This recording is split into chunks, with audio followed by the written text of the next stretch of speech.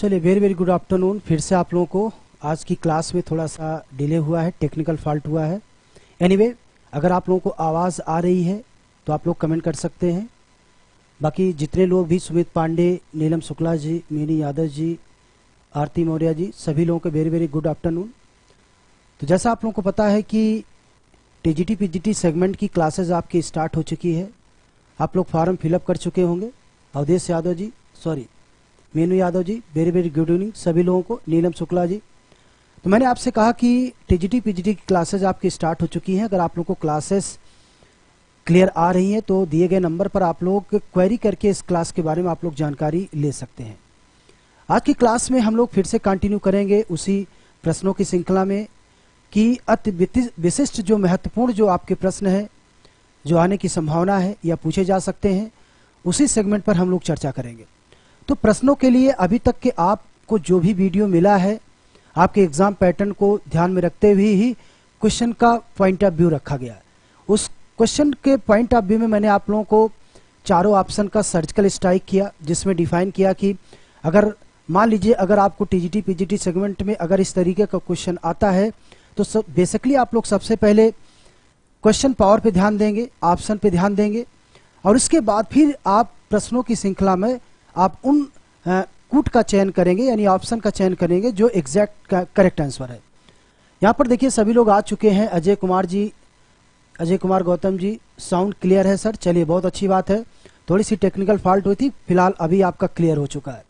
तो चलिए चलते हैं हम लोग प्रश्नों की श्रृंखला में आगे चलते हैं। अगला आपका जो क्वेश्चन है वो क्या है, देखिए नेक्स्ट आपका क्वेश्चन है, जल्दी से आप लोग जवाब दीजिएगा।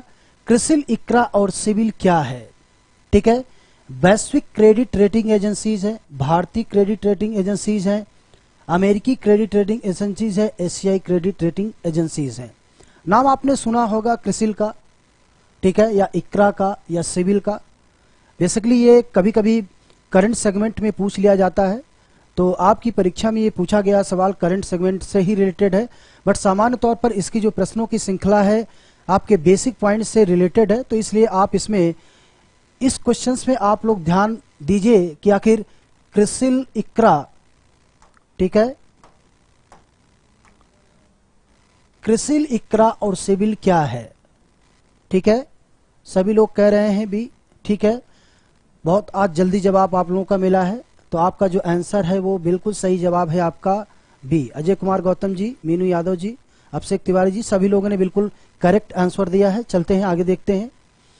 कॉफ Douglas production function Q equal to AL alpha के बीटा फलन स्थिर पैमाने के प्रतिफल को देगा। यानी देखिए यहाँ पर कॉफ डगलस प्रोडक्शन फंक्शन की बात की गई है। आपके ये चार ऑप्शन दिए गए हैं, आप इसको सही ढंग से आप चुन सकते हैं कि इसमें क्या सही होना चाहिए। देखिए a plus B is greater than 1, a plus B, आप इसको ऐसे समझिएगा, ठीक है, a plus B equal to 1, a minus B 1, ठीक है। तो आंसर आप लोग देख सकते हैं क्या हो सकता है, जल्दी से जवाब आना चाहिए। Awadhesh Tiwari ji, correct answer C, बिल्कुल सही। देखिए a प्लस बी अगर आप डिफाइन करते हैं तो ये वृद्धिमान, ठीक है, वृद्धिमान पैमाने का प्रतिफल बताता है, जबकि a इज ग्रेटर देन 1 ये ह्रास मान दिखाता है। बाकी अगर आप देखेंगे a प्लस बी ये स्थिर प्रतिफल को दिखाता है, ठीक है, स्थिर प्रतिफल को। तो यहां पर कॉफ डगलस प्रोडक्शन फंक्शन स्थिर पैमाना ही पूछा गया है। तो आपका आंसर क्या है? सी। लगभग सभी लोगों ने सही जवाब दिया है। मीनू यादव जी, आरती मौर्य जी, अजय कुमार जी, सभी लोगों ने लगभग सही आंसर दिया है। आंसर है आपका सी। चलिए आगे देखते हैं, अगला आपका क्वेश्चन क्या है। विकास के आधार पर निम्नलिखित को कालक्रमबद्ध कीजिए। विकास के आधार का मतलब है कि सैद्धांतिक अप्रोच में पहले किस सिद्धांत की बात की गई, उसके बाद दूसरे क्रम में कौन सा सिद्धांत आया, इसके बाद तीसरे क्रम में कौन सा सिद्धांत आया, फिर चौथे क्रम में किस सिद्धांत की बात की गई। इसी सिद्धांत में आपके चार ऑप्शन पुटअप किए गए हैं, जिसमें पहला है मांग का नियम, प्रकट अधिमान सिद्धांत, क्रमवाचक उपयोगिता नियम, ह्रासमान सिद्धांत उपयोगिता का नियम। ठीक है, प्रश्नों की श्रृंखला को आप लोग ध्यान दीजिएगा। क्या होना चाहिए, पहले क्या आना चाहिए? पहला जो आपका आंसर मिलेगा वो होगा आपका, ठीक है, पहले देखेंगे तो मांग का नियम आएगा। ठीक है, मांग का नियम। मांग का नियम आप लोग जानते हैं, मार्शल का मांग का नियम, यानी मांग और मूल्य में विपरीत रिलेशन होता है, जिसमें आपको पता है कि जब मूल्य बढ़ता घटता है तो कीमतें भी घटती और बढ़ती है। तो मार्शल का मांग का नियम पहले आया। इसके बाद अगर आप देखेंगे दूसरा जो आपका ऑप्शन आया वो है क्रमवाचक उपयोगिता ह्रास नियम, यानी जैसे जैसे हम किसी वस्तु का उत्तरोत्तर प्रयोग करते जाते हैं उससे मिलने वाली सीमांत उपयोगिता धीरे धीरे घटती जाती है, जो कि उसके पहले का ये सिस्टम रहा। तो पहले का जो है वह है आपका क्रमवाचक उपयोगिता सिद्धांत। ठीक है, क्रमवाचक उपयोगिता सिद्धांत। इसके बाद तीसरा आप देखेंगे ह्रासमान सिद्धांत। इसके बाद जो सिद्धांत आपको मिला, और फिर चौथा जो आपका ऑप्शन है वो है सैमुअल्सन का प्रकट अधिमान सिद्धांत। ठीक है, प्रकट अधिमान सिद्धांत।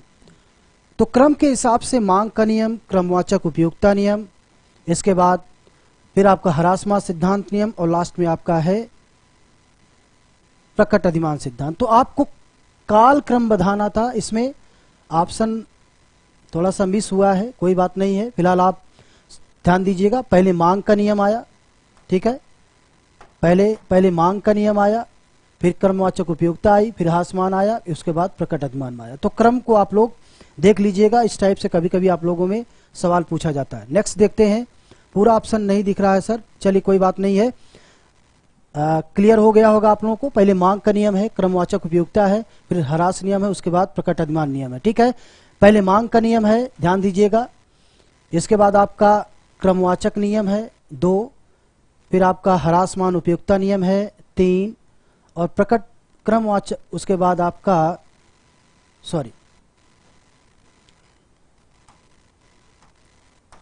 होता है,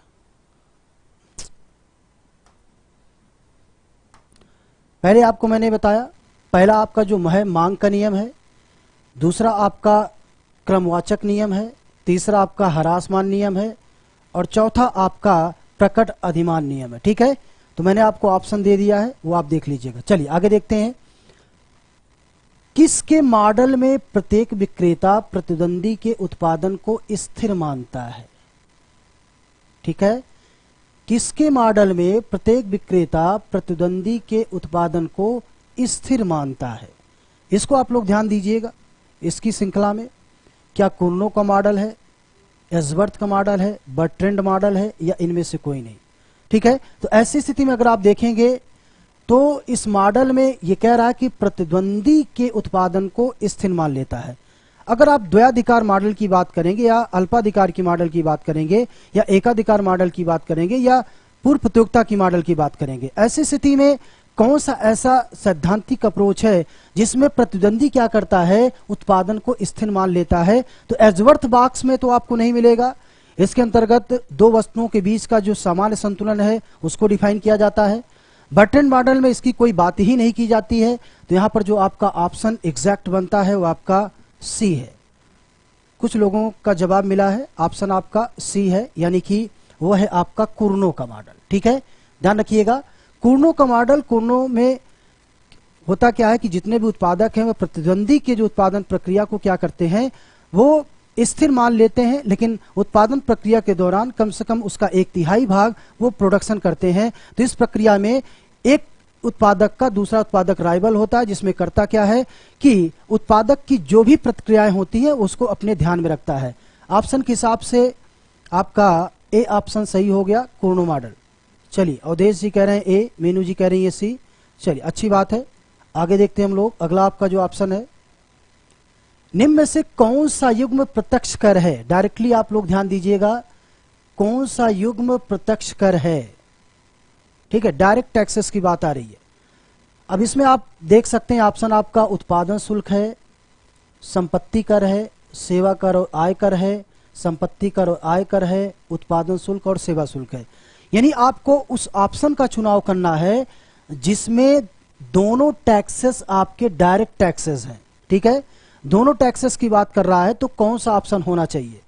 अब इस हिसाब से अगर हम लोग देखेंगे तो उत्पादन शुल्क क्या कह रहा है, उत्पादन शुल्क यानी अगर आप देखेंगे तो ये केंद्र सरकार का ये अप्रत्यक्ष कर है यानी इनडायरेक्ट टैक्सेस है। संपत्ति कर देखेंगे तो ये भी केंद्र सरकार का डायरेक्ट टैक्सेस है, यानी कि युग में तो पहला गलत हो गया क्योंकि पहला आपका इनडायरेक्ट टैक्स है और दूसरा आपका क्या है, डायरेक्ट टैक्सेस है। तो दोनों का युग में एक नहीं है क्योंकि वो दोनों कह रहा कि प्रत्यक्ष कर कौन सा है, तो पहला ऑप्शन आपका गलत हो गया। सेवा कर की बात की जाए तो सेवा कर में भी आप देख लीजिए, सेवा कर भी केंद्र सरकार का इनडायरेक्ट टैक्सेस है और आयकर भी आपका देखा जाए तो आपका डायरेक्ट टैक्सेस है। तो इसका मतलब है कि प्रत्यक्ष कर में एक आपका अप्रत्यक्ष कर है, एक आपका प्रत्यक्ष कर है, तो इसका मतलब ये भी ऑप्शन आपका क्या हो गया, गलत हो गया। बाकी अगला देखते हैं, अगला सेगमेंट क्या है, संपत्ति कर। ये सरकार का आपका डायरेक्ट टैक्सेस है और इनकम टैक्स भी सरकार का आपका डायरेक्ट टैक्सेस है। तो इसका मतलब है कि आपका जो ऑप्शन आ रहा है वो आपका ऑप्शन है आपका सी। ठीक है, टीजीटी ज्योग्राफी की फीस क्या है, आप क्वेरी में आप लोग इसके बारे में जानकारी ले सकते हैं। बाकी साक्षीकांत जी सी ऑप्शन बोल रही हैं, अवधेश यादव जी सी बोल रहे हैं। चलिए ऑप्शन के हिसाब से आपका ये यानी सी ऑप्शन आपका एग्जैक्ट रूप से सही है। जबकि लास्ट ऑप्शन पर भी हम लोग देख सकते हैं उत्पादन शुल्क। अगर आप देखेंगे तो उत्पादन शुल्क यानी ये केंद्र सरकार का इनडायरेक्ट टैक्सेस है और सेवा शुल्क, सेवा कर भी अगर आप देखेंगे तो इनडायरेक्ट टैक्सेस है। ठीक है, तो क्योंकि यहां पर डायरेक्ट टैक्सेस की बात कर रहा है तो ये इनडायरेक्ट टैक्सेस हैं, ये भी आपके क्या हो गए, गलत हो गए। तो ऑप्शन इसमें आप लोगों का एग्जैक्ट आंसर आपका सही है सी। चलिए आगे देखते हैं। एक देश द्वारा आयात शुल्क लगाए जाने पर उस देश में उपभोक्ता की बचत क्या होती है। एक देश द्वारा आयात शुल्क लगाए जाने पर उस देश में उपभोक्ता की बचत होती है क्या, बढ़ती है, घटती है, अपरिवर्तित रहती है, उपरोक्त में से कोई नहीं। यहां पर जब आप या कोई देश किसी देश से किसी वस्तु सेवा का आयात तो निर्यात करता है, यानी आयातित वस्तुओं पर सरकारें जब टैक्सेस लगाती हैं, टैरिफ या प्रशुल्क लगाती हैं, तो ऐसी स्थिति में क्या होता है, उसका जो सेविंग्स होता है क्या होता है, वो इंक्रीज होता है कि डिक्रीज होता है या कांस्टेंट होता है, उस पर कोई प्रभाव नहीं पड़ता है। तो आप ऑप्शन देख सकते हैं, बढ़ती है कि घटती है, क्या परिवर्तित रहती है, इनमें से कोई नहीं। क्या होना चाहिए, ज्यादातर लोग बी का ही जवाब दे रहे हैं। तंसीम खान जी, मीनू यादव जी भी कह रहे हैं, अभिषेक कुमारी जी भी कह रहे हैं, अजय कुमार गौतम जी भी, अजय कुमार भी, शशिकांत जी 87 सी कह रहे हैं। देखिए, जब किसी भी एक देश द्वारा आयात शुल्क लगाया जाता है तो उपभोक्ता की बचत, ध्यान रखिएगा, आयात शुल्क लगाने पर हमेशा वो घटती है ना कि बढ़ती है। ठीक है, अवधेश कीमत बढ़ जाता है, बेसिकली बिल्कुल सही है, कीमत बढ़ती है लेकिन उस पे बचत उसका बढ़ जाता है क्योंकि आयातित वस्तुओं का मूल्य बढ़ जाता है। सर रिपीट हो रहा नहीं, हो सकता है। आगे आप देख सकते हैं, आगे देखिए, मुद्रा पूर्ति में वृद्धि के फलस्वरूप क्या होता है। देखिए बहुत ही अच्छा सवाल है। वस्तु बाजार और मुद्रा बाजार में संतुलन की बात हो रही है। चार ऑप्शन आपके सामने है। मुद्रा पूर्ति में वृद्धि के फलस्वरूप होता है आईएस वक्र दाहिनी तरफ खिसक जाता है, आईएस वक्र बाईं तरफ खिसक जाता है, एलएम वक्र बाईं तरफ खिसक जाता है, एलएम वक्र दाईं तरफ खिसक जाता है। तो ऑप्शन देख सकते हैं, ध्यान रखिएगा। यह कह रहा है कि अगर सप्लाई ऑफ मनी में इंक्रीजिंग हो रही है, अर्थात मुद्रा की पूर्ति में अगर वृद्धि हो रही है, तो फिर कौन सा वक्र किस तरफ डाइवर्ट होगा, क्या वो दाएं तरफ जाएगा या बाएं तरफ जाएगा। ऑप्शन के हिसाब से आप देख सकते हैं, चारों ऑप्शन दिया गया है, आप इस पर पहले ध्यान दीजिएगा। ऋतिक कुमार जी गुड आफ्टरनून, सभी लोगों को गुड आफ्टरनून। चलिए आगे आप लोग देखते रहिए, जल्दी जल्दी आप लोग जवाब दीजिए, क्या होना चाहिए आंसर, क्या होना चाहिए। देखिए आईएस वक्र की बात कर रहा है और एलएम वक्र की बात कर रहा है। अगर मुद्रा की पूर्ति में वृद्धि होती है, यानी ये कह सकते हैं लिक्विडिटी ऑफ मनी मार्केट में बढ़ती है, तो ऐसी स्थिति में एलएम वक्र किस तरफ जाता है, क्या वो दाएं तरफ जाता है कि बाएं तरफ जाता है। तो ऐसी स्थिति में अब आप लोगों को ध्यान में रखना है, सबसे पहले तो एलएम वक्र क्या होता है। देखिए ये आपका आईएस वक्र है, ठीक है, ये आपका आईएस वक्र है, ओ क्यू या ओ क्यू मान लीजिए या वाई मान लीजिए, ठीक है। और ये आपका एलएम वक्र है, ये वस्तु बाजार है, ये मुद्रा बाजार है, ठीक है। जब वस्तु बाजार और मुद्रा बाजार में संतुलन होता है तो संतुलन बिंदु आपका ई बिंदु पर होता है। अब ऐसी स्थिति में वो कह रहा है कि आईएस वक्र दाहिनी तरफ खिसकता है। सप्लाई ऑफ मनी में अगर इंक्रीजिंग होती है तो आईएस वक्र किस तरफ जाएगा। अगर हम आईएस वक्र की दाहिनी की तरफ बात करें, अगर आईएस वक्र की बात करें, आईएस वक्र दाहिने की तरफ बात करें, तो वस्तु बाजार पर इसका कोई प्रभाव नहीं पड़ता क्योंकि उसने मुद्रा की बात की है। तो हम सीधे सीधे आ जाते हैं, यह ऑप्शन आपका गलत हो गया। आईएस वक्र बाईं तरफ जाता है, इस तरफ आएगा तो भी गलत हो गया, क्योंकि यहां पर सप्लाई ऑफ मनी की बात कर रहा है, न कि वस्तु की बात कर रहा है। तो ऐसी स्थिति में अगर हम एलएम वक्र को बाईं तरफ खिसकाते हैं, अब आपका ये एलएम वक्र है बाईं तरफ आएगा, मान लीजिए अगर हम इस तरफ करते हैं तो यहां पर मुद्रा की पूर्ति बढ़ेगी नहीं बल्कि मुद्रा की पूर्ति घट जाएगी। इसका मतलब ये भी आपका ऑप्शन क्या है, गलत है। अब यहां पर एलएम वक्र बाईं तरफ खिसक जाता है, मतलब एलएम वक्र बढ़कर LM1 हो जाता है, तो मुद्रा की पूर्ति भी बढ़कर, ठीक है, Q से Q1 हो जाती है और संतुलन बिंदु E से बढ़कर E1 हो जाता है। तो इसका मतलब यह है कि आपका जो ऑप्शन है वो आपका ऑप्शन डी एग्जैक्ट रूप से क्या है, सही है, ठीक है। तो ऐसे प्रश्नों की श्रृंखला में आप लोग ध्यान रखिएगा, जब तक आपका कॉन्सेप्ट एग्जैक्ट क्लियर नहीं होगा गलती होने की संभावना आपकी बढ़ेगी। तो प्रश्नों में आप लोग ध्यान दीजिएगा, पहले सबसे पहले तो आप लोग क्वेश्चन को, पैटर्न को समझिएगा, ठीक है। ज्यादातर सभी लोगों ने भक्त प्रहलाद जी, मनमोहन सिंह जी, अजय कुमार जी, अवधेश यादव जी, लगभग सभी लोग डी ही ऑप्शन मान रहे हैं।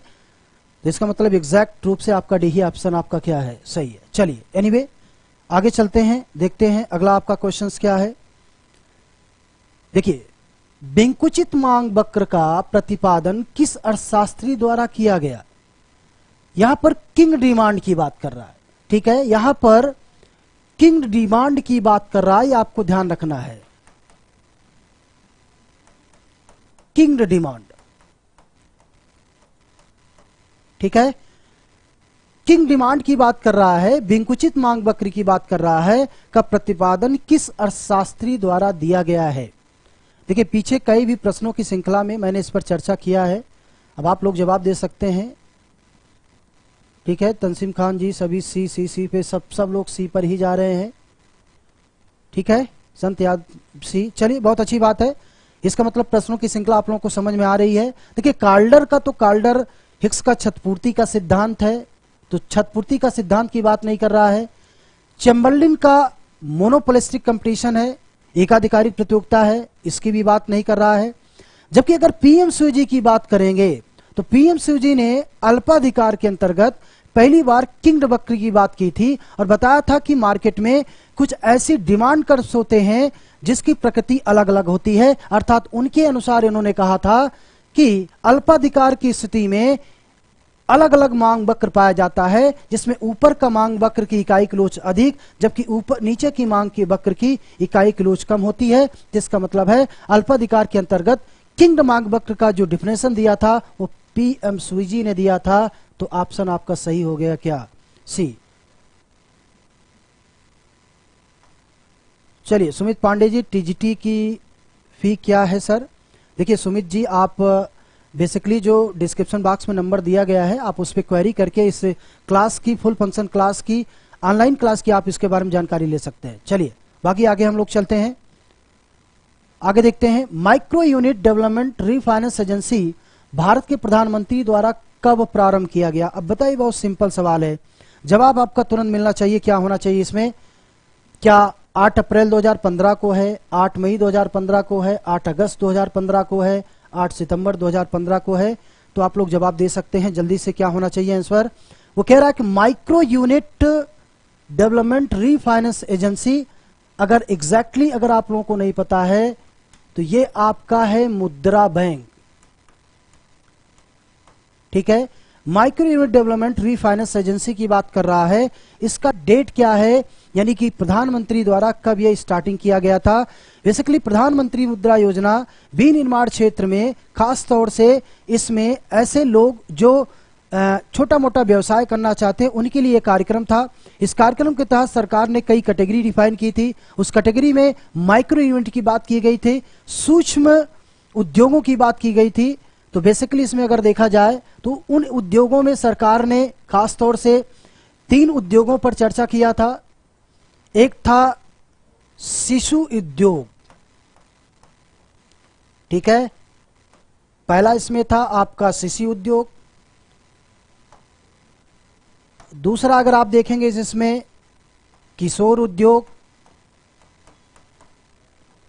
और तीसरा इसमें था आपका तरुण उद्योग।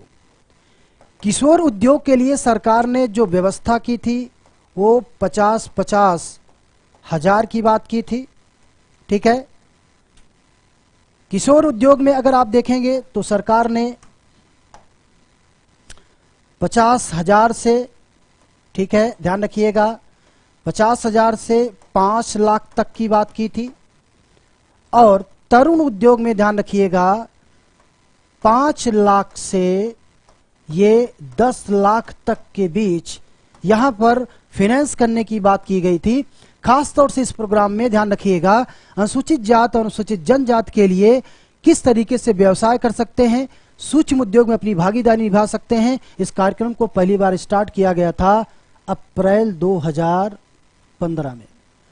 तो ये चीजें आप ध्यान रखिएगा, 8 अप्रैल 2015 के बाद किन किन उद्योगों को इस तरीके से माइक्रो डेवलपमेंट के तहत सूक्ष्म ऋण की व्यवस्था की जाती है। तो ऑप्शन के हिसाब से इस पर भी आप लोग ध्यान रखिएगा, शिशु उद्योग को क्या, किशोर उद्योग को क्या है और तरुण उद्योग क्या है, ठीक है। बाकी सभी लोगों ने लगभग सभी लोगों ने ए ही जवाब दिया है, कुछ लोगों ने बी दिया है।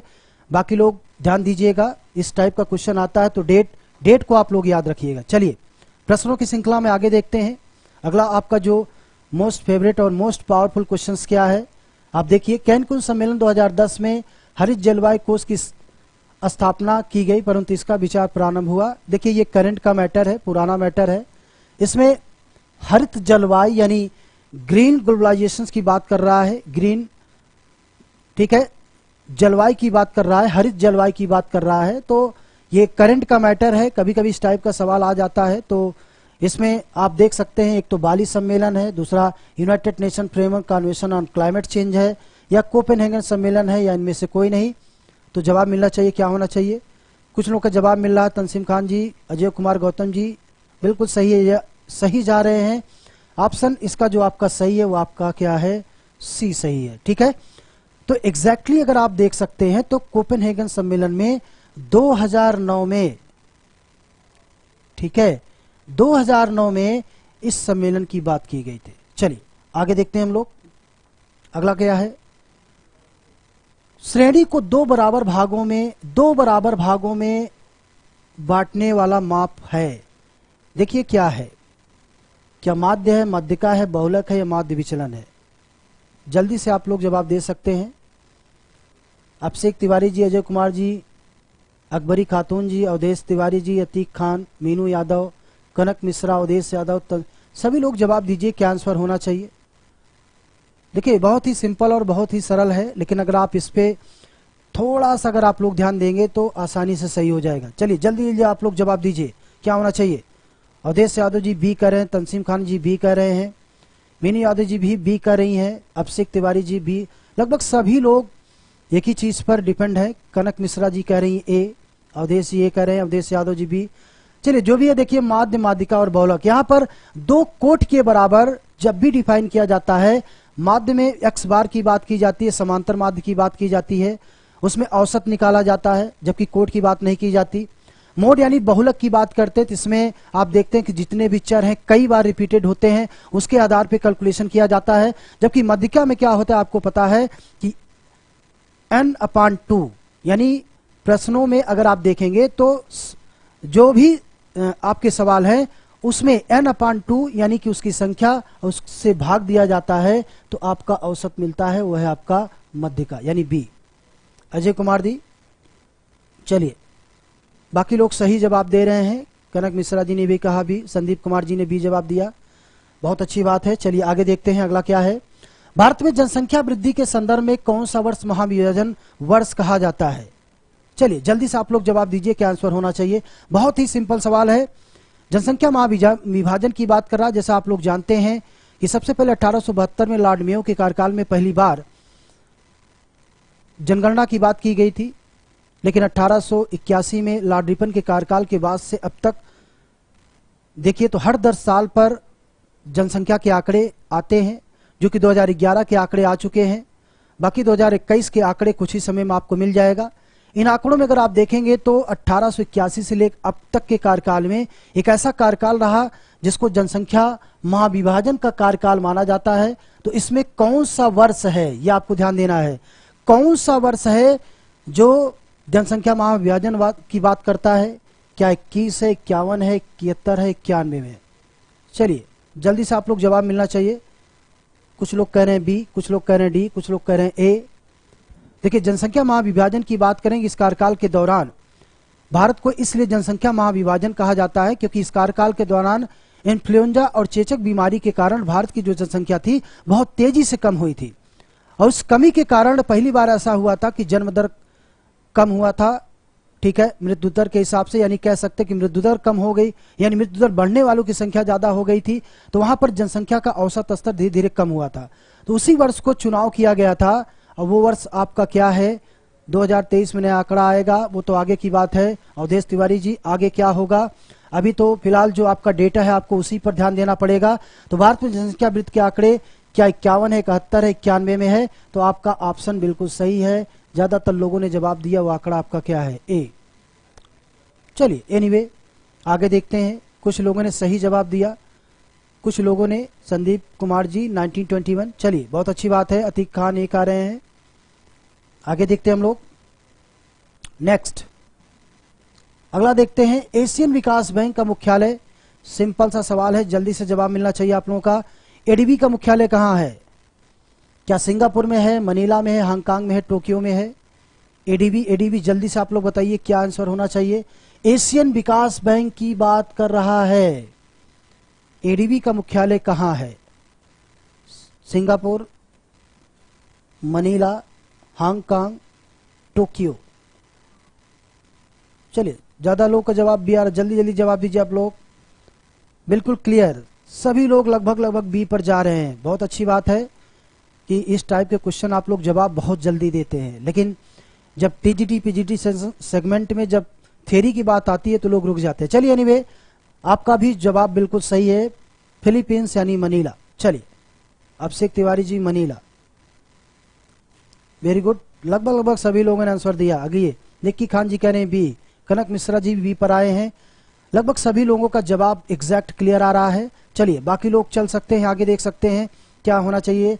व्यावसायिक बैंक साख का निर्माण करते हैं कुछ भी नहीं, अपनी प्रतिभूतियों के आधार पर, अपनी कुल परिसंपत्तियों के आधार पर, अपनी नगद जमा के आधार पर, ठीक है, अपनी प्रतिभूतियों के आधार पर।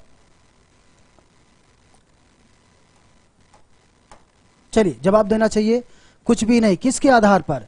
यानी जितनी कॉमर्शियल बैंकें हैं, ये कॉमर्शियल बैंकें किस तरीके से साख का सृजन करती हैं। साख सृजन करने पर क्या वो साख सृजन करती हैं कि नहीं करती हैं?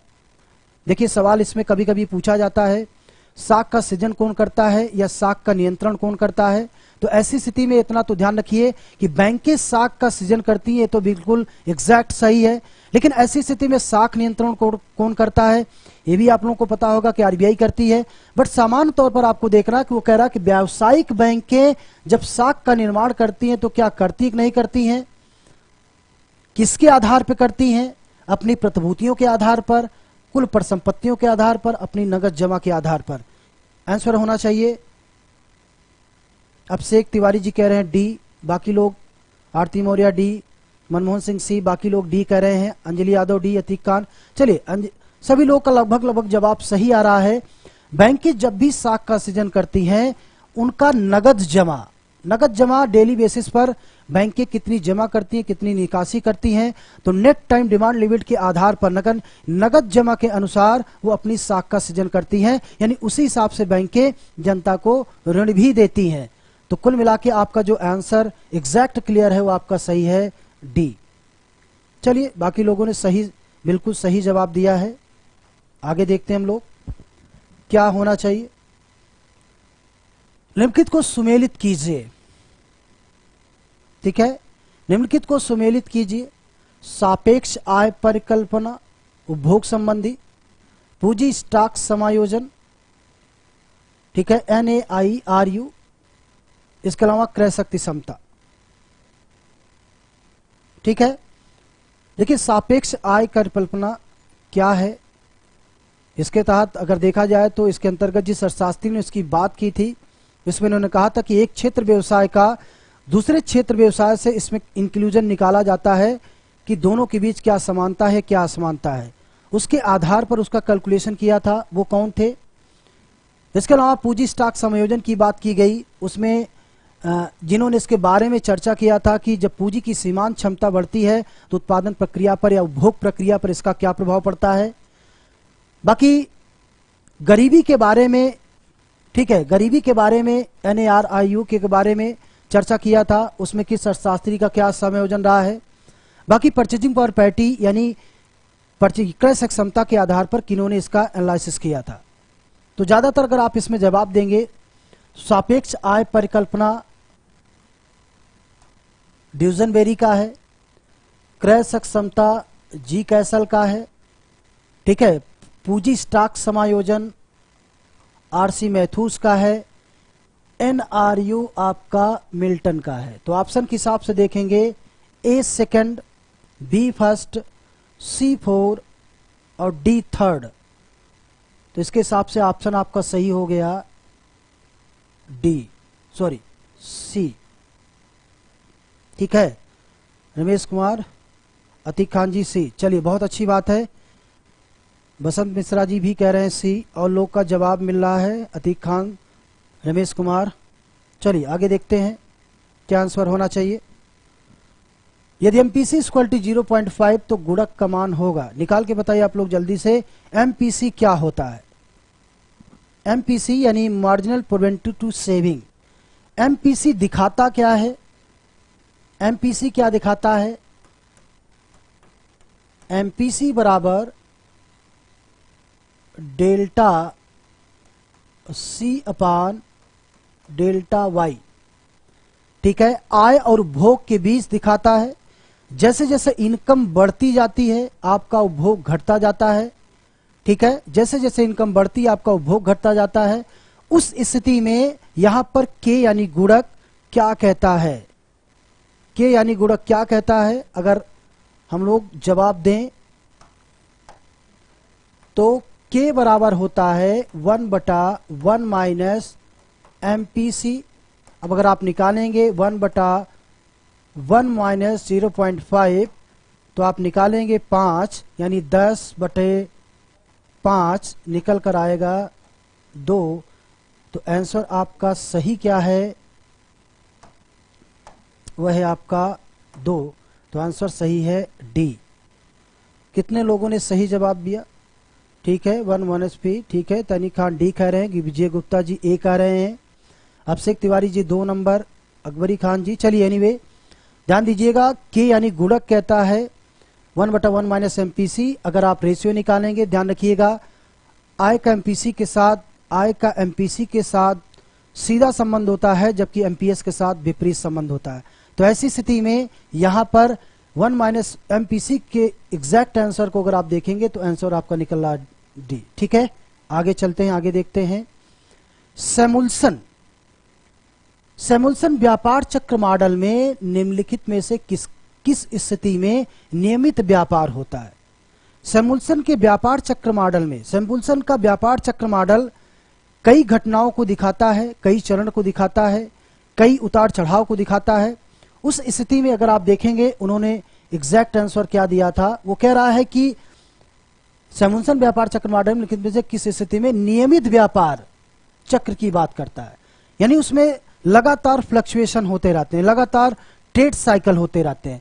अब ट्रेड साइकिल की अगर बात की जाए तो आपने हार्ट्रे का देखा, शुद्ध मौद्रिक सिद्धांत, हेयक का अधिविनियोग का सिद्धांत, कार्ल हिक्स का क्षतिपूर्ति का सिद्धांत, या इसके अलावा सैमुलसन का व्यापार चक्र का सिद्धांत।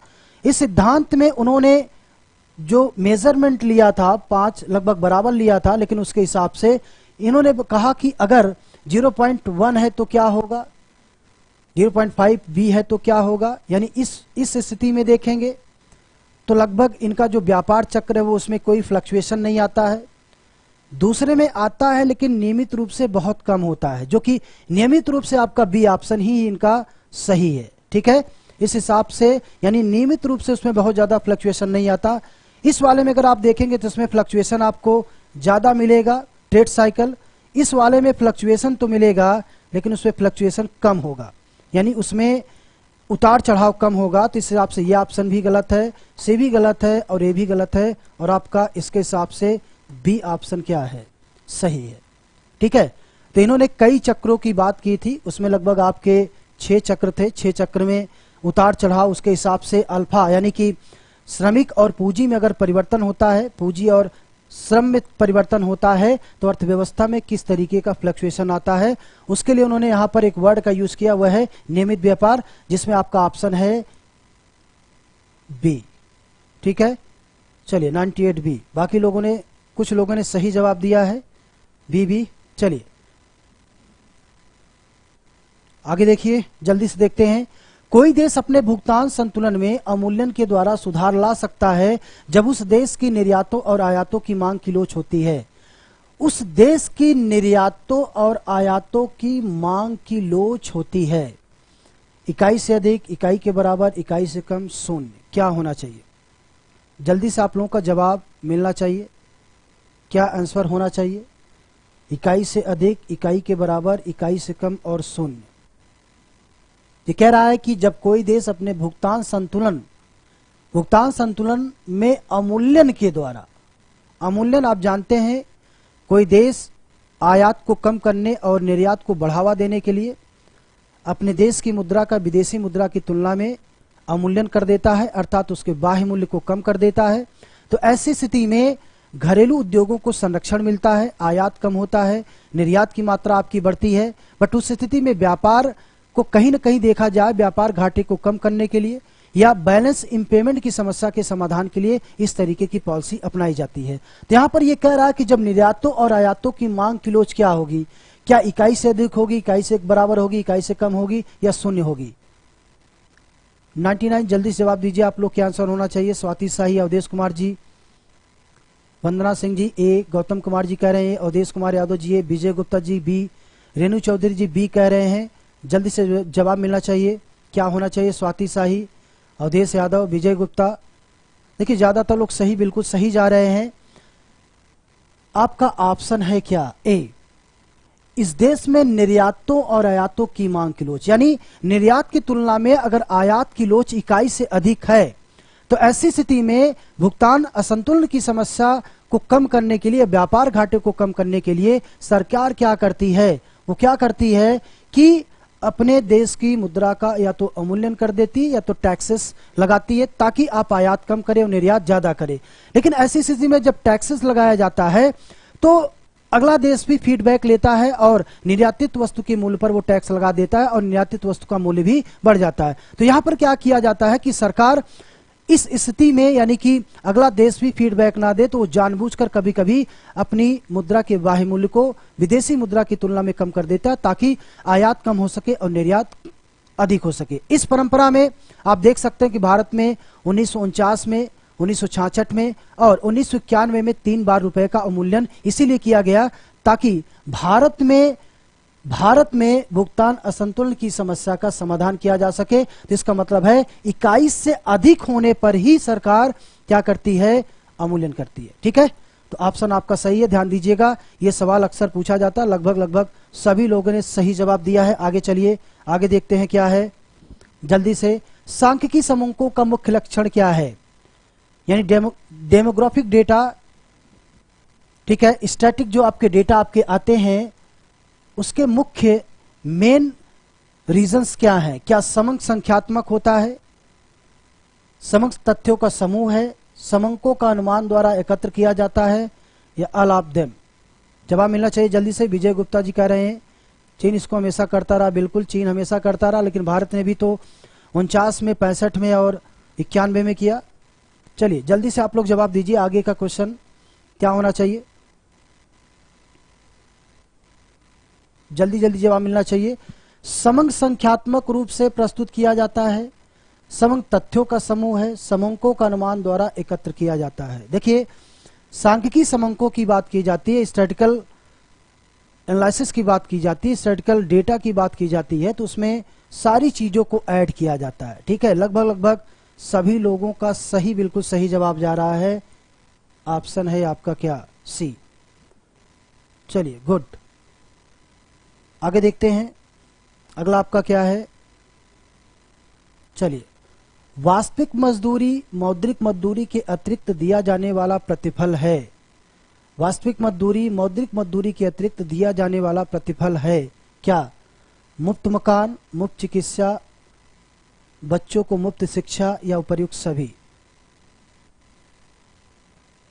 देखिए, अवमूल्यन करने से हानि क्या होता है?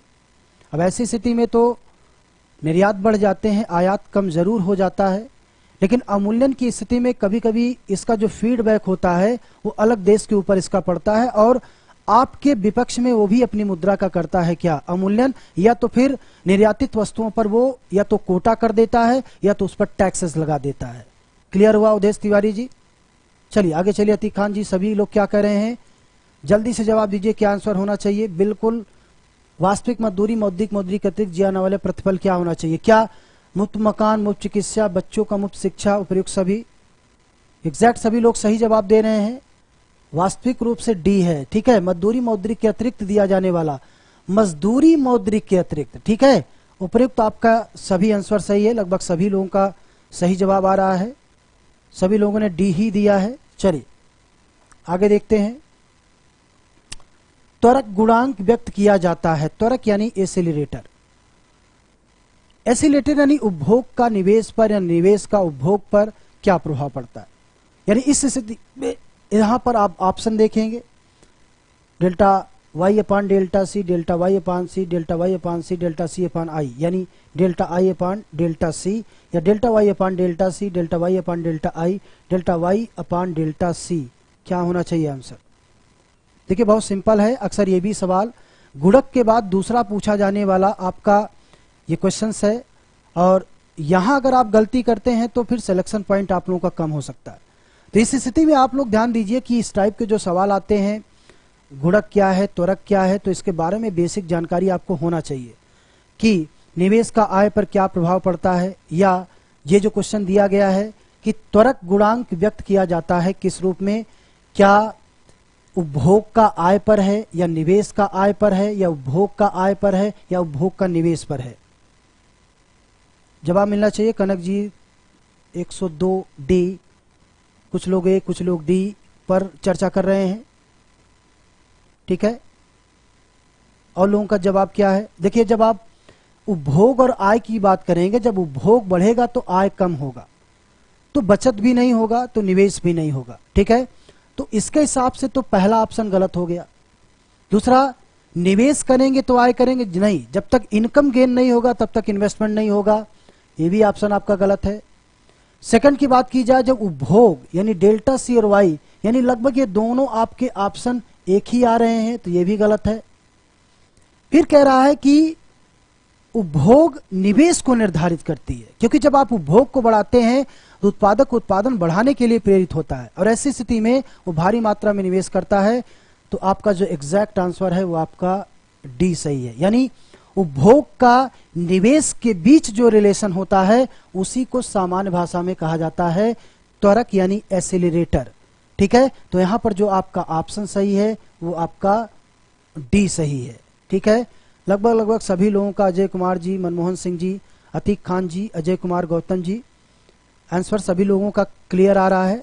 तो सभी ने डेल्टा आई और डेल्टा सी के बीच के रिलेशन को दिया है। तो एग्जैक्ट आंसर सभी लोगों का सही है। चलिए आगे देखते हैं। कीन्स ने जेबी से किस नियम को गलत ठहराया था? कीन्स ने जेबी से के किस नियम को गलत ठहराया था? क्या ठहराया था? यानी जब 1936 में कीन्स की पुस्तक general theory of employment, interest and money I, तो उस पुस्तक के बाद खास तौर से समष्टिभावी विचारधारा के अंतर्गत पहली बार कीन्स ने जेबीसी के कथन को गलत माना था। और वो कथन क्या था?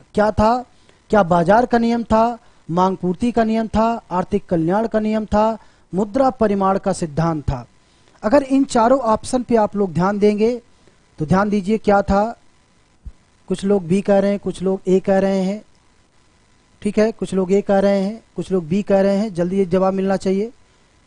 चलिए जल्दी से अवधेश तिवारी जी ये कह रहे हैं, अजय कुमार कहां से है? अकबरी खातून जी ये कह रहे हैं, अवधेश यादव जी ये कह रहे हैं, कनक मिश्रा जी 103 ये कह रहे हैं। चलिए जल्दी जवाब दीजिए। कहा यहाँ ये कह रहा है कि कीन्स ने जेबीसी के किस कथन को, कीन्स ने क्या कहा था? कीन्स ने कहा था कि मांग ही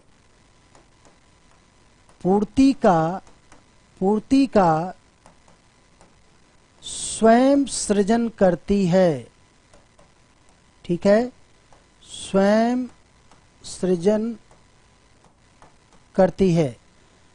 अब इस हिसाब से देखें तो कीन्स का ये जो नियम है इस हिसाब से ये सही है, लेकिन कह रहे हैं कि कीन्स ने जेबी से किस नियम को गलत ठहराया था। ये तो इनका एग्जैक्ट कथन था। तो जेबीसी ने क्या कहा था? जेबीसी ने क्या कहा था? जेबीसी ने कहा था कि पूर्ति ही मांग का स्वयं सृजन करती है, ठीक है, स्वयं सृजन करती है। यानी ये नियम इन्होंने बताया था, इस नियम को उन्होंने कहा था बाजार का नियम, ठीक है। तो ऑप्शन के हिसाब से ऑप्शन आपका जो सही है वो है ए, ठीक है, ऑप्शन सही है आपका ए। चलिए supply creates its own demand, ji Ajay Kumar Gautam ji सही कह रहे हैं, सप्लाई क्रिएट्स ओन डिमांड, जबकि कीन्स ने कहा था डिमांड क्रिएट्स ओन सप्लाई। यहां पर अतीक खान यानी जेबीसी का जो कथन था बाजार का नियम पूर्ति ही मांग का स्वयं सृजन करती है, यानी सप्लाई क्रिएट्स ओन डिमांड, उसके हिसाब से ऑप्शन आपका ए सही है। चलिए आगे देखते हैं क्या है। देखिए वही चीजें फिर आपकी आ चुकी है। एशियन विकास बैंक का मुख्यालय कहाँ होना चाहिए? चलिए अतीक खान जी ये कह रहे हैं, अजय कुमार जी ये कह रहे हैं, तंसीम खान जी यस आ गया। चलिए आगे देखिए, निकी खान जल्दी से बताइए। एशियन विकास बैंक का मुख्यालय है कैरो में, टोक्यो, मनीला में। जवाब दीजिए जल्दी जल्दी आप लोग, क्या होना चाहिए, क्या होना चाहिए, जल्दी से जवाब आना चाहिए। संध्या श्रीवास्तव जी डी कह रही हैं, अकबरी खान जी सी कह रहे हैं, अवधेश तिवारी जी सी कह रहे हैं, बसंत मौर्य, लगभग सभी लोगों का जवाब सही आ रहा है। चलिए बिल्कुल एग्जैक्ट आंसर सही है, आपका आंसर है सी। आगे देखते हैं। नाबार्ड, नाबार्ड किसकी सिफारिश के आधार पर गठित किया गया? चलिए आगे चलिए आप लोग देखिए। NABARD national bank for agriculture and rural development, ठीक है, 12 जुलाई 1982 को नाबार्ड की स्थापना की गई। नाबार्ड एक अखिल भारतीय वित्तीय संस्था है जो खास तौर से काल मनी मार्केट के अलावा अगर आप देखेंगे जो भारत में व्यापारिक बैंकें हैं या सहकारी समितियां हैं, भूमि विकास बैंकें हैं, क्षेत्रीय ग्रामीण बैंकें हैं, इन बैंकों को ऋण की सुविधा देती है। नाबार्ड के द्वारा अगर आपको ये भी पता होना चाहिए, नाबार्ड के द्वारा किसानों को ऋण देने के लिए केसीसी की भी व्यवस्था की गई है। इसके अलावा आधारिक संरचना के विकास के लिए नाबार्ड की बात की जाती है तो 1998-99 में RIDF यानी रूरल इंफ्रास्ट्रक्चर डेवलपमेंट की भी बात की गई है। तो यहाँ ये नाबार्ड जब आया तो उसका आधार किसकी सिफारिश पे किया गया? एग्जैक्ट सी 92 सी। जल्दी जल्दी आप लोग जवाब दीजिए। अतीक खान जी कह रहे हैं 1982, बसंत मौर्य जी 1982। चलिए कनक मिश्रा जी सी कर रही हैं 1982, 12 जुलाई 1982। देखिए यहां पर पूछा गया किसकी सिफारिशों के आधार पर, ठीक है। लोक लेखा तो है नहीं। नरसिंघम समिति आपका बैंकिंग है, ठीक है, बैंकिंग है। चलय समिति आपका कर टैक्सेस है, ठीक है। यहां पर जो आपका ऑप्शन एग्जैक्ट सही आ रहा है, ठीक है, वो है शिवरामन समिति। ज्यादातर लोगों ने बिल्कुल सही जवाब दिया है। चलिए आगे देखते हैं। निम्न में से कौन एक राजकोषीय नीति का उद्देश्य नहीं है? आर्थिक वृद्धि, आर्थिक स्थिरता, रोजगार के स्तर, वित्तीय संस्थाओं का नियमन। राजकोषीय नीति का रोजगार का स्तर,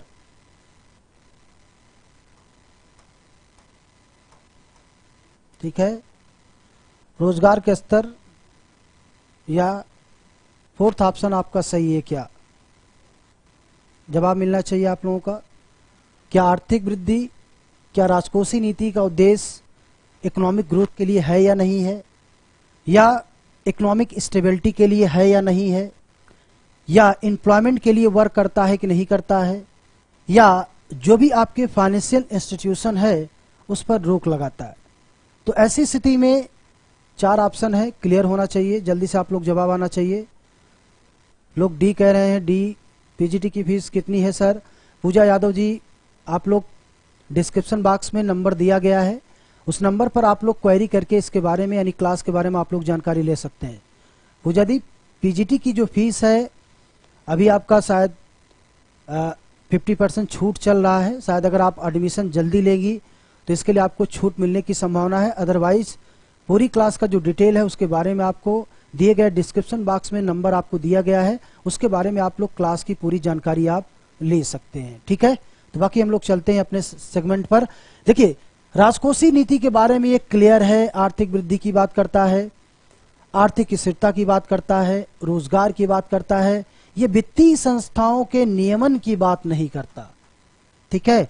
तो फिस्कल पॉलिसी का उद्देश्य होता है अर्थव्यवस्था में स्थिरता लाना, स्टेबिलिटी लाना, इकोनॉमिक ग्रोथ को और तेजी से इंक्रीज करना, इसके अलावा एम्प्लॉयमेंट के स्तर को तेजी से विस्तार करना। लेकिन उसका जो लास्ट वर्क है फाइनेंशियल इंस्टीट्यूट का नियमन करना, जो कि ये गलत है। ऑप्शन आपका ये सही है यानी डी। आगे देखिए, कुछ लोगों ने सी दिया है, कुछ लोगों ने डी दिया है। चलिए आगे देखते हैं। प्रशुल्क एक विधि है भुगतान संतुलन की, संरक्षण की, आयातों को कम करने की, विनिमय दर स्थिरीकरण की। बताइए, जल्दी से बताइए क्या होना चाहिए। उदेश कुमारी, मौद्रिक नीति की बात। हाँ, मौद्रिक नीति की भी बात कर सकते हैं। मौद्रिक नीति की बात फिस्कल पॉलिसी के तहत नहीं है। मौद्रिक नीति की बात आरबीआई करता है, उसका यहाँ से कोई रिलेशन नहीं है। यहाँ पर फिस्कल पॉलिसी की बात हो रही है। अवधेश तिवारी जी, चलिए बाकी आगे मनमोहन सिंह कह रहे हैं बी। प्रशुल्क एक विधि नहीं है भुगतान संतुलन की, संरक्षण की, आयातों को कम करने की, विनिमय दर को स्थिरीकरण की। जवाब मिलना चाहिए। लगभग सभी लोगों का जवाब जल्दी से आ रहा है। देखिए क्या होना चाहिए एग्जैक्ट आंसर। देखिए भुगतान संतुलन की बात वो कह रहा है कि विधि नहीं है, ठीक है, विधि नहीं है की बात कर रहा है। भुगतान संतुलन की बात करता है, ये एग्जैक्ट सही है। संरक्षण की बात नहीं करता है, आयातों को कम करने की बात करता है, विनिमय दर को स्थिर रखने की बात करता है। आंसर के हिसाब से आपका आंसर सही है बी, ठीक है। चलिए नेक्स्ट देखते हैं। निम्नलिखित में से कौन कौन सा मानव विकास सूचकांक का घटक नहीं है? कौन सा मानव विकास, एसडीआई की बात कर रहा है, ठीक है, एसडीआई की बात कर रहा है। क्या उसमें जीवन प्रत्याशा है, प्रति व्यक्ति आय है, शिशु मृत्यु दर या साक्षरता है? एसडीआई के बारे में आप लोग जानते हैं कि इसकी शुरुआत 1991 में पाकिस्तान के नागरिक महबूब हक और भारतीय अर्थशास्त्री अमर सेन तथा सिंगर हंस के सहयोग से यह डिफाइन किया गया था, जिसमें एसडीआई को मेजरमेंट करने के लिए ये 3 चीजों की बात की गई थी। अभी देखिए इसके आंकड़े हर साल यूएनडीपी द्वारा प्रकाशित किए जाते हैं, उनमें कुछ ऐसे भी देश हैं जो एसडीआई के आधार पर उनके रैंक में बदलाव आता है। भारत की स्थिति में देखिए कभी कभी उतार चढ़ाव होता रहा है। पिछले साल 131 की स्थिति रही है। अभी लेटेस्ट आंकड़ा नहीं आया है कि भारत के एसडीआई में सुधार हुआ कि नहीं हुआ। तो इसमें लोग जवाब दे सकते हैं क्या आंसर होना चाहिए। क्या उसमें जीवन प्रत्याशा थी या प्रति व्यक्ति आय था, शिशु मृत्यु दर, साक्षरता? बहुत सिंपल सा सवाल है। 108 का लोग सी कह रहे हैं। तो वहां पर एसडीआई के तहत 3 चीजों की बात की गई थी। ठीक है, एसडीआई के अंतर्गत 3 चीजों की बात की गई थी। जीवन प्रत्याशा की बात की गई थी, या आपकी प्रति व्यक्ति आय की बात की गई थी, और आपकी साक्षरता दर की बात की गई थी। ठीक है, तो यहां पर तीनों ऑप्शन में आपका शिशु मृत्यु दर है, इस पर कोई चर्चा नहीं की गई थी। ऑप्शन आपका सी क्या है, गलत है। ठीक है, इसको आप लोग ध्यान दीजिएगा। कारण है कि ये हर साल इसके आंकड़े यूएनडीपी द्वारा जारी किए जाते हैं। भारत के संदर्भ में अगर आपको पता होगा कि भारत के आईएसडीआई के आंकड़े भी पहली बार 2011 में जारी किए गए थे। उसमें आईएसडीआई में पहला स्थान केरल को दिया गया था। ठीक है, तो इस तरीके के आंकड़े हर साल जो प्रकाशित किए जाते हैं एसडीआई के आंकड़े यूएनडीपी द्वारा, वे आंकड़े अभी लेटेस्ट अभी नहीं आए हैं। बाकी के आंकड़े आप लोग देख सकते हैं। ठीक, कनक मिश्रा जी कह रही हैं। आगे देखिए, निम्नलिखित में से कौन सा कॉब डगलस, ठीक है, कॉब डगलस उत्पादन फलन के लिए सत्य नहीं है? कॉब डगलस उत्पादन फलन के लिए सत्य नहीं है। एक्स से बी पैमाने का स्थिर प्रतिबल, यूलर प्रमेय संतुष्ट होती है, प्रतिस्थापन की लोच इकाई से अधिक होती है। जल्दी से आप लोग बताइए क्या आंसर होना चाहिए। ठीक है, ये जो ऑप्शन दिया है x बराबर बी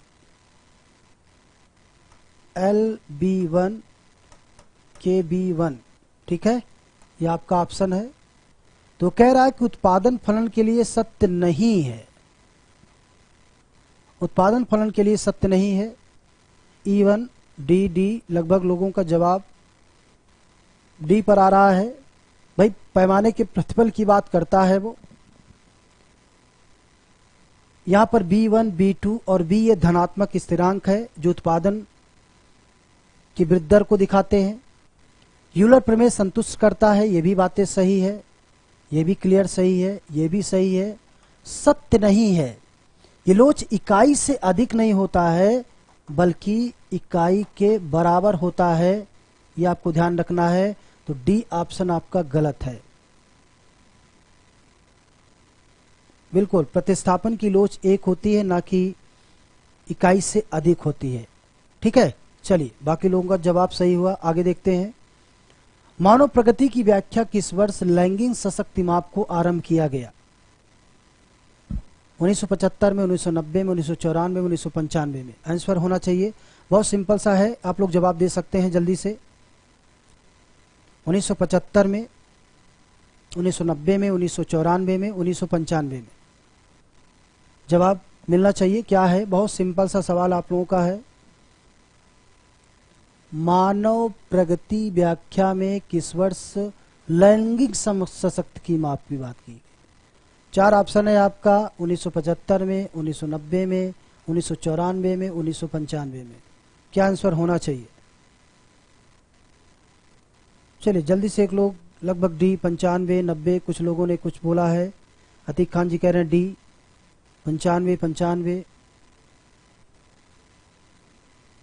और लोग जवाब दीजिए क्या होना चाहिए। आरती मौर्य डी। देखिए ये लैंगिक सशक्तिकरण की बात कर रहा है, ठीक है, लैंगिक सशक्तिकरण की बात कर रहा है। आप लोग ध्यान दीजिए, मानव प्रगति की व्याख्या किस वर्ष लैंगिक समानता, ठीक है, लैंगिक समानता,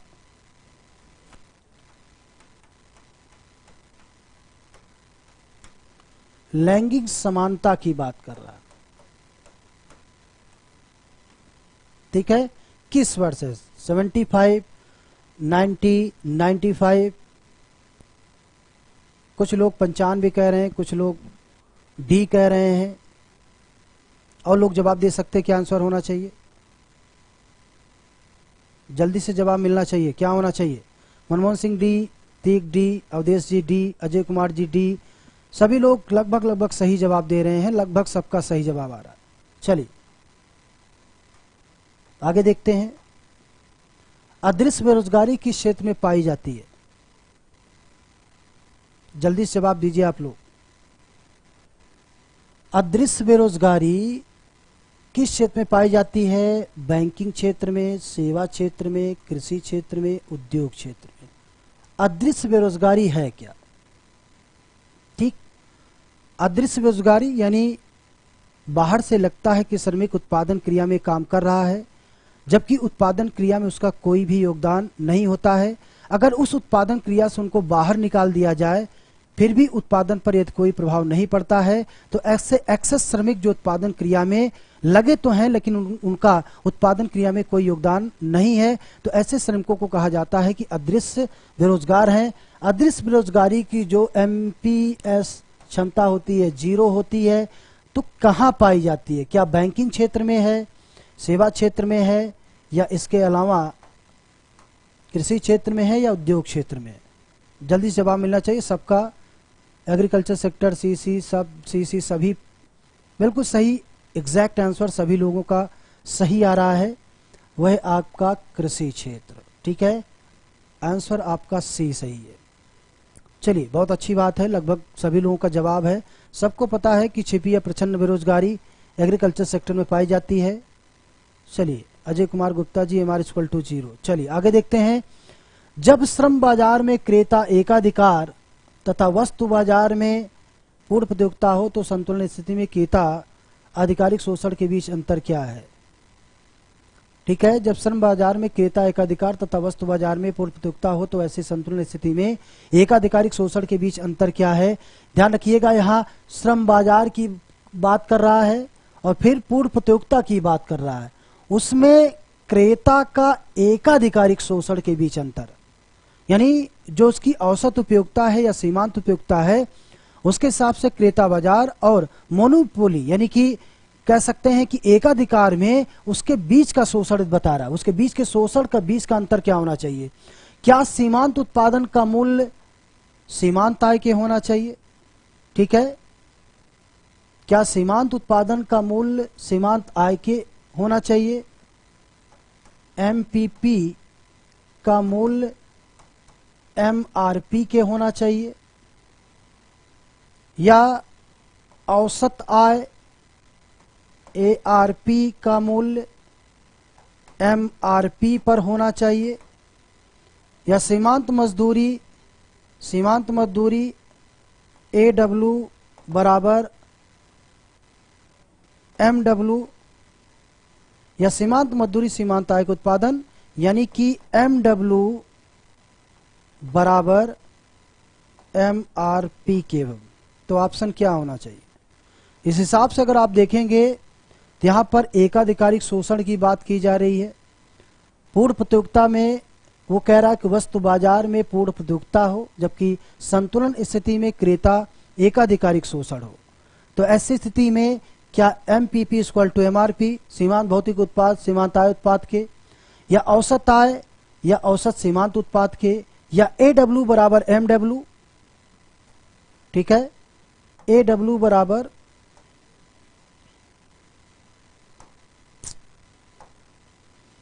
ठीक है AW बराबर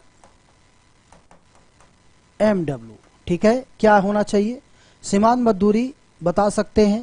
देखिए, जब एकाधिकारी शोषण की बात की जाती है, चूंकि अकेला विक्रेता होता, ऐसी स्थिति में जब वो श्रमिक के शोषण की बात करता है श्रम बाजार में, तो अकेले में वो क्या करता है कि उसका बार्गेनिंग करता है, यानी अकेले होने के कारण वो दोनों के बीच अनुपात लगाता है। तो उसकी जो औसत मजदूरी है या उसकी जो सीमांत मजदूरी है उसके बीच रेशियो लगाता है। उस हिसाब से आपका जो आंसर सही है वह सीमांत मजदूरी और औसत मजदूरी। आपका ऑप्शन सही है सी। लगभग लोगों ने सी सही जवाब दिया है। आगे देखते हैं। कुल आभास लगान बराबर होता है, चलिए AWMW। आगे देखिए, कुल आभास लगान बराबर होता है। आभास लगान है क्या? आभास लगान, देखिए आभास लगान दिया था सबसे पहले मार्शल ने, ठीक है, मार्शल ने दिया था। उन्होंने बताया था कि अल्पकाल में जो साधन की मांग होती है स्थिर होती है, ऐसी स्थिति में अल्पकाल में साधनों की पूर्ति की सीमितता के कारण ही लगान उत्पन्न होता है। इसके लिए उन्होंने बताया कि लगान की जो वैल्यू होती है वो 0 से अधिक धनात्मक होती है, ठीक है। अब उस स्थिति में क्या बताया, कुल आय कुल लागत के, कुल आय कुल स्थिर लागत के, कुल आय कुल परिवर्तनशील लागत के, कुल आगत और कुल लागत के क्या होना चाहिए। अगर एग्जैक्ट आंसर हम लोग देखें, ठीक है,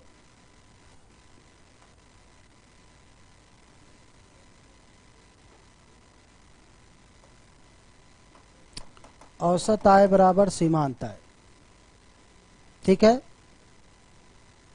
औसत आय सीमांत आय, औसत लागत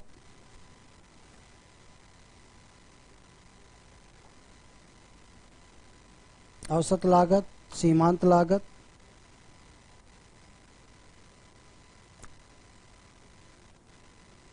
और ABC, ठीक है। तो यहां पर आप देखिए O Q P B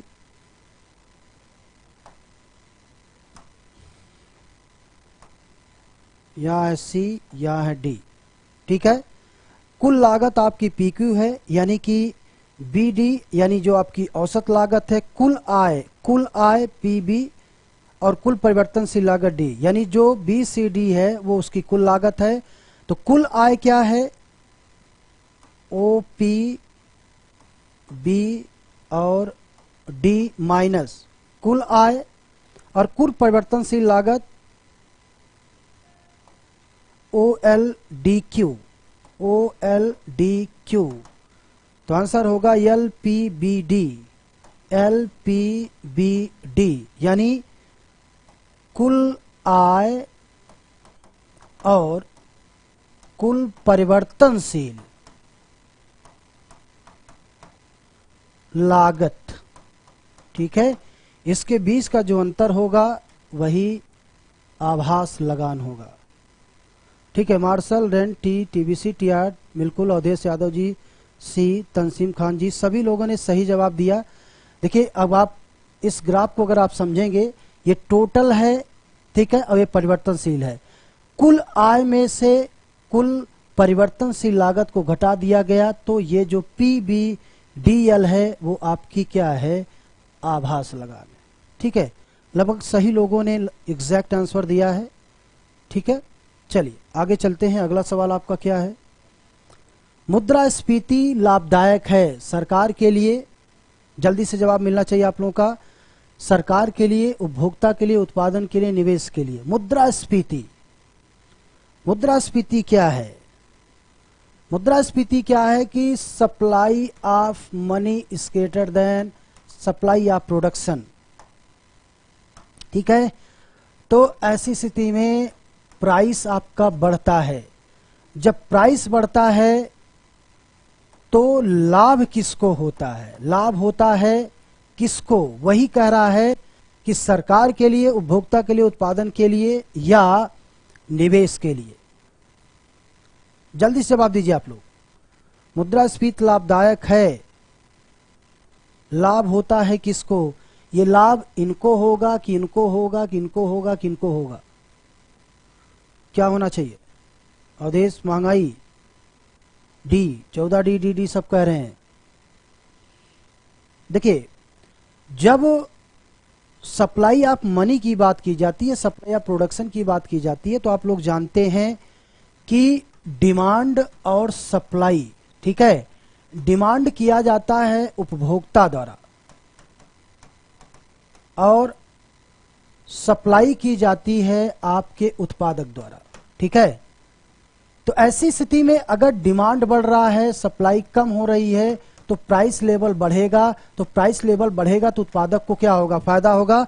तो ऐसी स्थिति में यहां पर उत्पादकों के लिए क्या होगा, फायदा होगा। क्योंकि ध्यान रखिएगा आप लोग, जब भी वस्तु का मूल्य बढ़ता है तो सबसे पहले लाभ होता है उत्पादक को। ध्यान रखिएगा, क्यों? क्योंकि वस्तु का मूल्य उसको पहले की तुलना में ज्यादा मिलता है, तो उसके लाभ का जो पहला क्राइटेरिया है वो सबसे पहले वो मुद्रास्फीति में कह रहा है। ये तो गलत हो गया, सरकार के लिए भी गलत होगा। क्योंकि सरकार के लिए इसलिए गलत होगा क्योंकि जितनी महंगाई बढ़ेगी उनकी मुद्रा की क्रय शक्ति उतने ही घटेगी, यानी कि ए बी दोनों गलत है। निवेश के लिए बात की जाती है, लेकिन निवेश तभी होगा जब उत्पादक को फायदा होगा, यानी उत्पादक को अगर फायदा होगा तभी निवेश होगा। तो आंसर के हिसाब से आपका जो एग्जैक्ट आंसर आता है वो आपका है उत्पादन के लिए। ठीक है, कुछ लोगों ने सही जवाब दिया है। अजय कुमार गौतम जी डी कह रहे हैं, अतीक खान डी, वंदना जी सिंह कह रहे हैं, अजय कुमार, अवधेश यादव सी, कुछ लोग। ठीक है, इस चीज को आप ध्यान रखिएगा, कभी कभी इस टाइप का सवाल आप लोगों का गलत हो जाता है। आगे देखते हैं, तटस्थ मुद्रा शब्द का प्रयोग किसने किया था? कई बार सवाल ये पूछा गया है, जल्दी से आप लोग जवाब दीजिए। क्या आंसर होना चाहिए? क्या आंसर होना चाहिए? चलिए जल्दी बताइए, किसने कहा? रॉबर्टसन ने कहा था। क्या कहा था? ठीक है, बताइए जल्दी से। रॉबर्टसन ने कहा था, हेयक ने कहा था, विकस्ट्रीट ने कहा था, फ्रीडमैन ने कहा था। तटस्थ मुद्रा की बात कर रहा है। ठीक है, तटस्थ मुद्रा, न्यूट्रल मनी की बात हो रहा है। चलिए, लगभग लोगों को पता नहीं है। तटस्थ मुद्रा का प्रयोग सबसे पहले किया था हेयक ने। आंसर सही है बी। मीनू यादव, वंदना जी, लगभग लोगों ने गलत जवाब दिया है। ठीक है, देखिए इस टाइप का क्वेश्चन आप लोगों को ध्यान में रखना है। आगे चलते हैं, आगे देखते हैं। प्रजनन एवं बाल स्वास्थ्य प्रारंभ कब किया गया? बताइए, सिंपल सा है। प्रजनन अप्रैल 2004 में, अप्रैल 2006 में, अप्रैल 2005 में, अप्रैल 2007 में। ठीक है, 116। जल्दी से आप लोग जवाब दीजिए।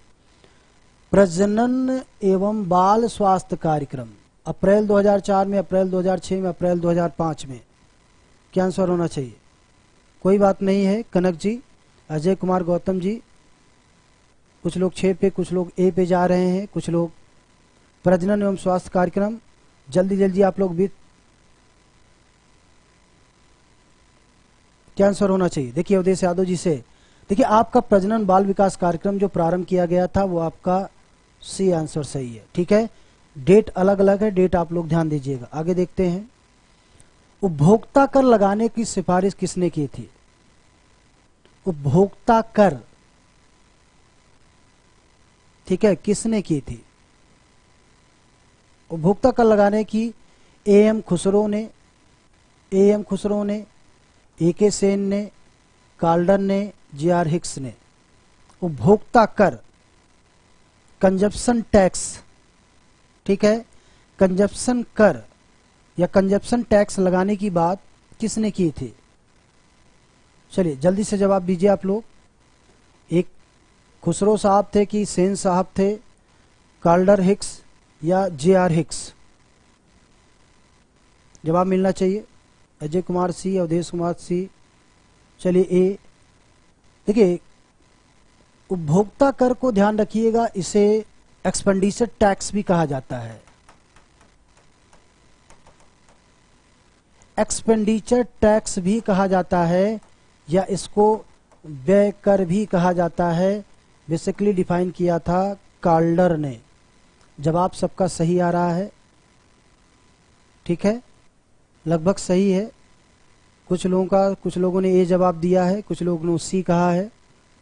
चलिए आगे देखते हैं, किन सबसे अधिक संबंध है? मांग जनित, लागत जनित, संरचनात्मक स्फीति, निष्पन्द स्फीति। ठीक है, कीन्स किसकी बात करते हैं? ठीक है, मांग जनित स्फीति की बात की जाती है। मांग का मतलब होता है जब सप्लाई की तुलना में डिमांड दुगनी तेजी से बढ़ता है तो मांग जनित होता है। लागत जनित का मतलब होता है कि जब मजदूरी बढ़ती है, ठीक है, प्लस टैक्सेस बढ़ता है तो लागत बढ़ती है तो मांग बढ़ती है। संरचनात्मक स्फीति का मतलब होता है स्फीत तथा मंदी की दशाओं में, ठीक है। संरचनात्मक स्फीत, जब अर्थव्यवस्था के विभिन्न क्षेत्रों में स्ट्रक्चरल परिवर्तन होता है तो संरचनात्मक स्फीत। स्टैगफ्लेशन की बात की जाती है जब स्फीत के तहत मंदी की स्थिति आती है, ठीक है। तो ऐसी स्थिति में आंसर क्या होगा कि कीन्स ने सबसे अधिक किस पर संबद्ध किया था? क्या मांग जनित था, कि लागत जनित था, कि संरचनात्मक स्फीत थी या निष्पन्द स्फीत थी, ठीक है। तो जब कीन्स की बात आती है तो कीन्स ने बेसिकली दो चीजों पर ज्यादा बल दिया था, एक तो डिमांड पर, दूसरा कास्ट पर। लेकिन उनका जो सबसे फेवरेट था, वो सबसे अधिक जो था वो था आपका कीन्स का मांगजन्य स्फीत। यानी पूर्ति की सीमितता के कारण जब मांग का स्तर दुगनी तेजी से बढ़ता है तो ऐसी स्थिति में कीमत स्तर बढ़ती है। तो यानी कि कीन्स ने स्फीत को मांगजन्य कहा था, डिमांड पुश इन्फ्लेशन कहा था, इसलिए उन्होंने सबसे ज्यादा बल दिया था मांग पर। तो आपका ऑप्शन सही है ए। आगे देखते हैं, पूंजी एवं श्रम की निरंतर प्रतिस्थापन किसके द्वारा दर्शाया जाता है? पूंजी और श्रम, ध्यान रखिएगा, पूंजी और श्रम की निरंतर प्रतिस्थापन किसके द्वारा दिखाया गया है? चिकना उत्तल समोत्पाद वक्र, किंग्ड समोत्पाद वक्र, रैखिक समोत्पाद वक्र और अवतल समोत्पाद वक्र। क्या होना चाहिए? क्या चिकना उत्पाद उत्तल समोत्पाद वक्र है?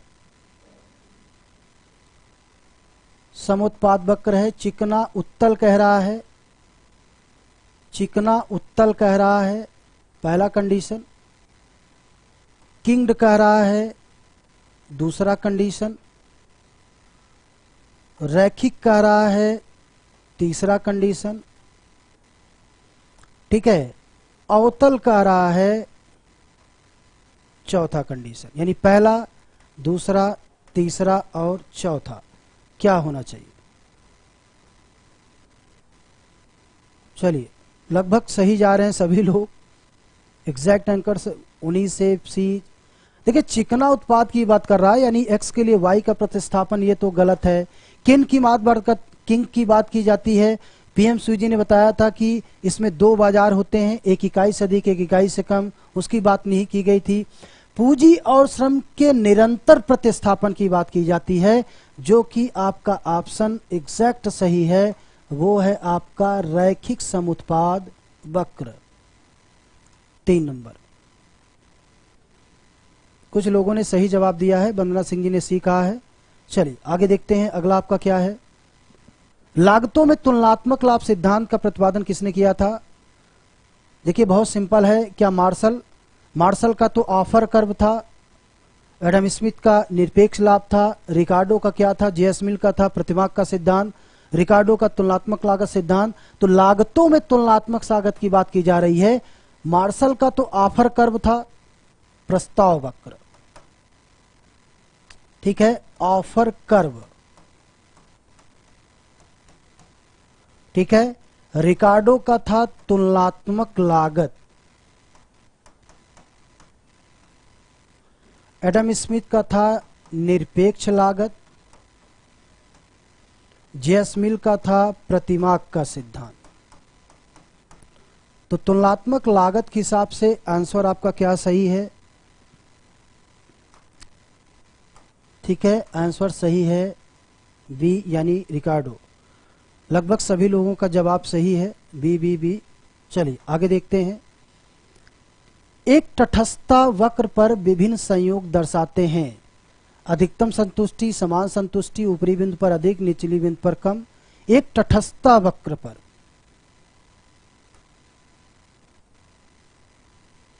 आईसी वक्र पर जो विभिन्न प्रकार के बिंदु हैं, ठीक है, जो विभिन्न प्रकार के बिंदु हैं क्या दिखाते हैं? ओ एक्स वाई। क्या अधिकतम संतुष्टि दिखाते हैं या समान संतुष्टि दिखाते हैं? ऊपरी बिंदु पर अधिक होगा या ऊपरी बिंदु पर कम होगा? क्या होना चाहिए? एक तटस्थता वक्र पर बताइए जल्दी से। लगभग बी, सी, बी, वंदना सिंह, अवधेश तिवारी जी सी, अनीता अगुरी खातून इक्वल सेटिस्फेक्शन। लगभग सभी लोगों ने सही जवाब दिया है। लगभग एक ही होता है, ठीक है, क्योंकि जब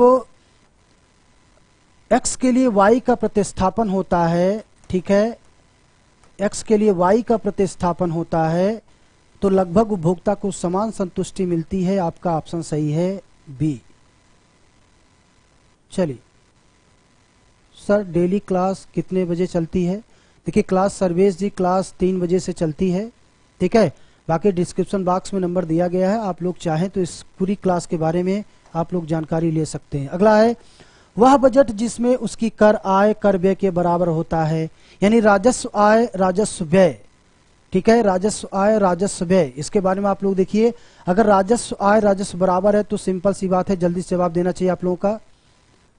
क्या होना चाहिए? बहुत सिंपल सा है, वह बजट जिसमें उसकी कर आय और व्यय बराबर होनी चाहिए।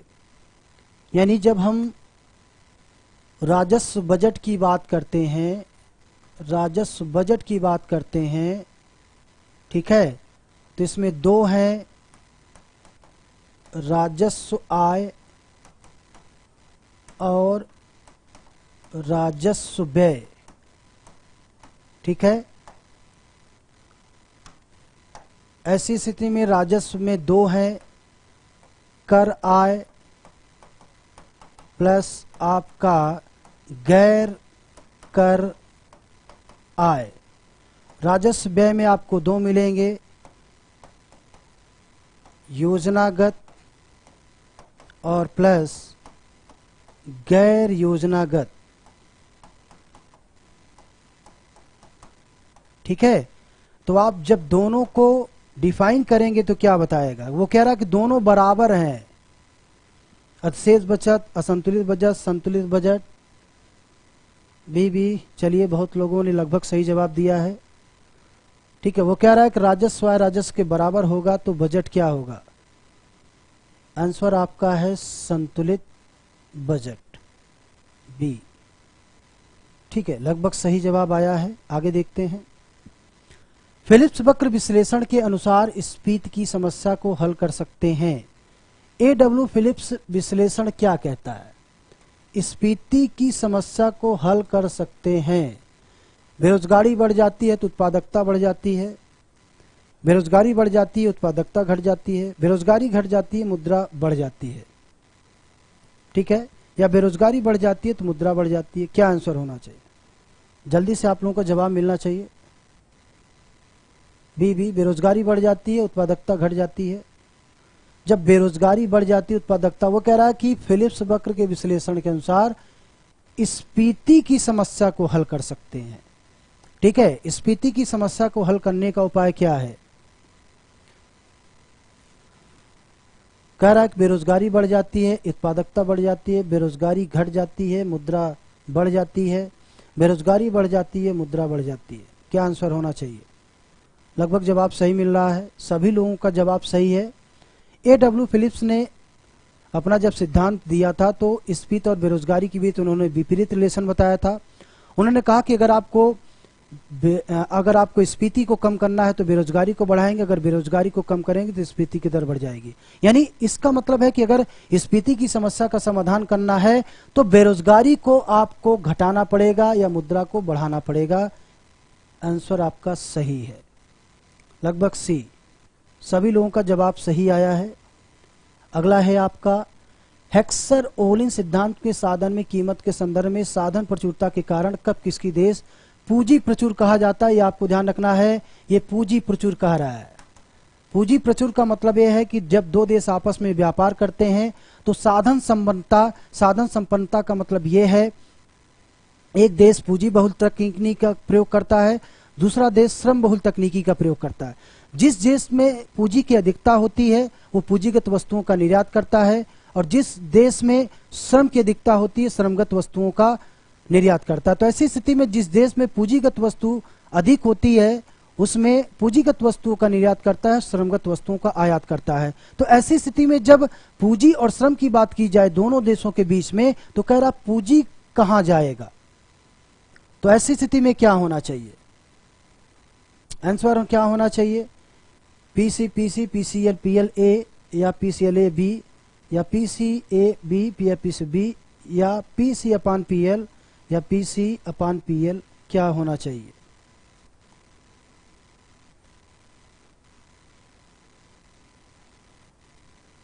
जल्दी से जवाब मिलना चाहिए। देखिए पूंजी प्रचुर की बात कर रहा है, वो साधन संपन्नता की बात कर रहा है। तो साधन संपन्नता में ध्यान रखिएगा, जब दो देश आपस में साधन संपन्नता के अनुसार जब आयात और निर्यात करेंगे तो ऐसी स्थिति में साधन समानीकरण सिद्धांत यानी कि साधन संपन्नता के अनुसार दोनों देशों के बीच की लागत, उसका जो मूल्य होना चाहिए वो एक दूसरे के समान होना चाहिए। तो इसलिए वैसे तो साधन समानीकरण सिद्धांत में बर्टोलिन ने स्थिर पैमाने के प्रतिफल पर बल दिया था, लेकिन चूंकि वहां पर ये पूंजी प्रतियोगिता की बात कर रहा है तो यहां पर आपका ऑप्शन जो सही होगा वो आपका सी सही होगा। चलिए आगे देखते हैं। अगला आपका नेक्स्ट लास्ट है आपका, ओपेक तेल निर्यातक पर नियंत्रण रखता है। ओपेक तेल निर्यातक पर नियंत्रण रखता है, कार्टेल के द्वारा, राष्ट्रपातन के द्वारा, एक अधिकार के द्वारा, इनमें से कोई नहीं। ओपेक किन देशों का ग्रुप है इसकी बात करता है। कभी कभी कुछ देश होते हैं जब साधन संपन्न होते हैं तो इंटरनेशनल मार्केट में एक प्रकार का ग्रुप बना लेते हैं। उस ग्रुप को क्या कहा जाता है ये आपको ध्यान में रखना है। तो उस ग्रुप को कहा जाता है कार्टेल, यानी जब दो या दो से अधिक देश मिलकर आपस में एक समझौता कर लेते हैं, एक कार्टेल बना देते हैं, एक संघ बना देते हैं और उसी के हिसाब से वस्तुओं की कीमतों का निर्धारण। वो क्लास आपकी 3 बजे से स्टार्ट है, 1.5 घंटे की आपकी क्लास है। अगर ये क्लास आप लोगों को समझ में आ रहा है तो डिस्क्रिप्शन बॉक्स में नंबर आपको दिया गया है, आप लोग उस पर क्वेरी करके ऑनलाइन क्लास की आप लोग जानकारी ले सकते हैं। फीस स्ट्रक्चर क्या उसके बारे में जानकारी ले सकते हैं। अगर आपको पूरा पेड क्लास आपको ज्वाइन करना है तो दिए गए नंबर पर आप लोग क्वेरी करके इसके बारे में आप लोग जानकारी ले सकते हैं। बाकी क्लास कैसा लगा है आप लोग कमेंट कर सकते हैं। बाकी अगले नेक्स्ट सेशन में एक नई परिभाषा के साथ, नए कॉन्सेप्ट के साथ फिर से हाजिर होंगे। आज तक के लिए इतना ही। थैंक यू, धन्यवाद।